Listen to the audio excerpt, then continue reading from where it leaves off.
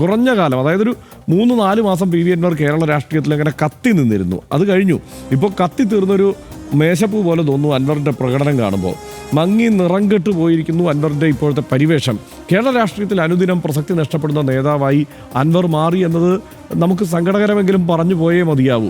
മുഖ്യമന്ത്രി പിണറായി വിജയനോട് നേർക്ക് നേർ മുട്ടാൻ നോക്കി ഇടതുപക്ഷത്ത് നിന്ന് പുകഞ്ഞു പുറത്തായി.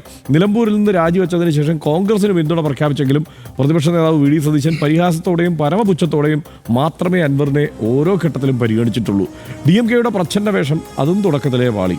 തൃണമൂൽ കോൺഗ്രസ് വഴി UDF എത്താനുള്ള കുറുക്കു വഴിയാണ് ഇപ്പോൾ ശ്രമിക്കുന്നത്. അത് പക്ഷേ പൊളിഞ്ഞ മട്ടാണ്. അത് എത്രത്തോളം വിജയിക്കുമെന്ന് നമുക്കിപ്പോൾ പറയാൻ കഴിയില്ല.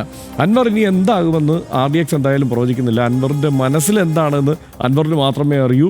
പക്ഷേ രാഷ്ട്രീയത്തിൽ നിലപാടുകൾ പ്രധാനമാണെന്ന് RDX വിശ്വസിക്കുന്നു.